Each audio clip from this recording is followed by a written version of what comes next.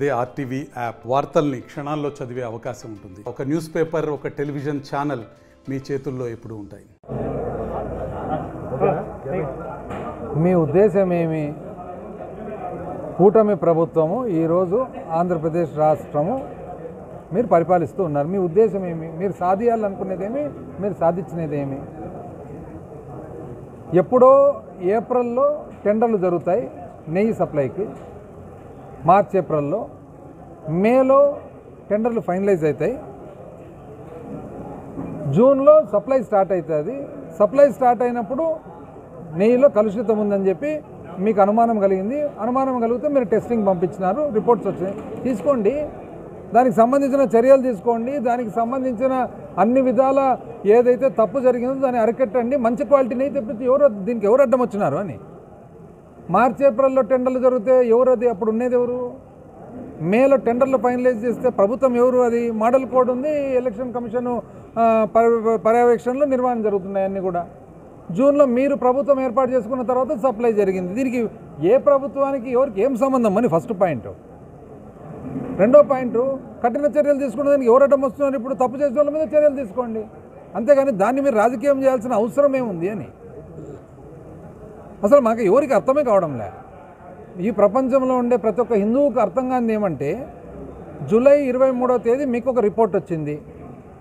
ఆ రిపోర్ట్ తర్వాత 2 నెలల పాటు మీరెందుకు దాని మీద ఇన్వెస్టిగేషన్ చేయలేదు? మీరెందుకు దాని మీద ఫర్దర్గా పరిశోధన చేయలేదు?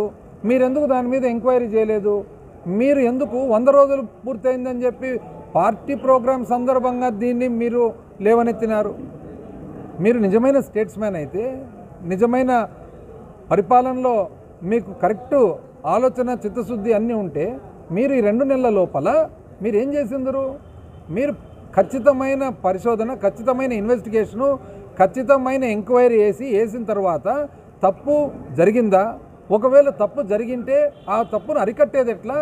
ఆ తప్పు చేసిన వాళ్ళని శిక్షించేది ఎట్లా అని ఇప్పటికి రిపోర్ట్ రెడీగా ఉండాల. మీరు ఏదో మాట్లాడి యావత్ ప్రపంచం అంతా ముందుకొచ్చి ఎందుకు గాను మీరు చేయలేదంటే ఈరోజు సిట్టేస్తారు. 2 నెలలు మీకు ఎవరు అడ్డం వచ్చినారు ఇవన్నీ చేసేదానికి? ఇప్పుడు నాకు ఒక మామూలు మనిషిగా వ్యక్తిగతంగా నాకు ఒక సందేహము. మనము ల్యాబ్కు పోతాము, షుగర్ ఉంది అని చెప్పి ల్యాబ్ టెస్ట్లో వస్తుంది షుగర్ ఉందని. వెంటనే షుగర్ ఉందని తెలుస్తానే గంటకంతా మందులు మొదలు పెడతామా? లేదా ఇంకొక ల్యాబ్కు పోయి, ఇంకొక డాక్టర్ దగ్గర పోయి 2-3 సార్లు పోయి ఖచ్చితమైన నిర్ధారణ జరిగిన తర్వాత మనము ట్రీట్మెంట్ స్టార్ట్ చేస్తామా? ఒక డాక్టర్ దగ్గరికి పోతాము, నీకు బీపీ ఉందంటేనే గంటకంతా మందులు మొదలు పెడతామా? లేదా 2వ డాక్టర్ దగ్గరికి, 3వ డాక్టర్ దగ్గరికి పోయి ఓసారి చూపించుకున్న తర్వాత ఇది ఖచ్చితమైన బీపీ అన్న తర్వాత మందులు మొదలు పెడతామా? మీరెందుకు అంటే ఒక వ్యక్తి తన సొంత ఆరోగ్యానికి సంబంధించి ఇంత జాగ్రత్త పడితే మీరు యావత్ ప్రపంచానికి సంబంధించిన కోట్లాది మంది హిందువుల మనోభావాలకు సంబంధించి, నమ్మకానికి సంబంధించిన దానికి ఒక రిపోర్టు. ఆ రిపోర్ట్ కూడా ఏమంటుంది? సైంటిస్టులను, శాస్త్రవేత్తలను అడిగితే ఇదేది కంక్లూజివ్ రిపోర్ట్ కాదు, ఇది ఒక సందేహం అంటున్నారు. ఆ సందేహంలో కూడా ఏమంటుంది? అది ఫిష్ ఆయిల్ అన్నా ఉండొచ్చు, అది మేజ్, కార్ను, ఈ వెజిటబుల్స్కు సంబంధించిన, కూరగాయలకు సంబంధించినది కూడా ఉండొచ్చు అంటున్నారు. ఖచ్చితంగా ఫిష్ ఆయిల్ అన్నికి లేదు అంటున్నారు. రెండోది డౌట్ ఏమంటున్నారు? అసలు ఏ ఆయిల్ అయినా, ఫిష్ ఆయిల్ అయినా, ఇంకో ఆయిల్ అయినా కూడా ఆ ఆయిల్స్ అన్నీ కూడా మామూలు నెయ్యిని ఒకవేళ కలుషితం చేయాలంటే దానికంటే కూడా ఇంకా పిరమైనది అంటున్నారు.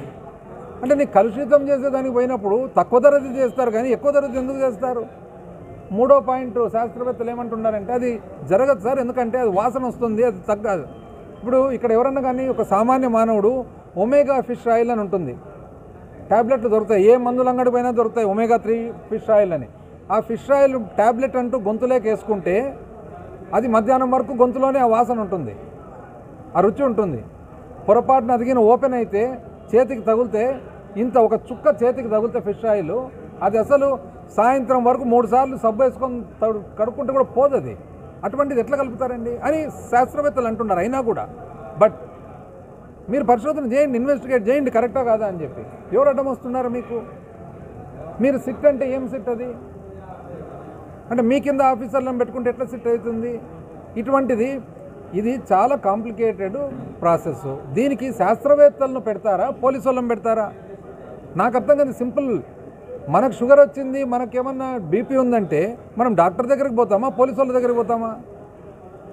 లెబారెటరీ కరెక్ట్గా పనిచేస్తుందా లేదా అనేది మనకు ఎవరు చెప్పాలా? శాస్త్రవేత్తలు చెప్పాలా?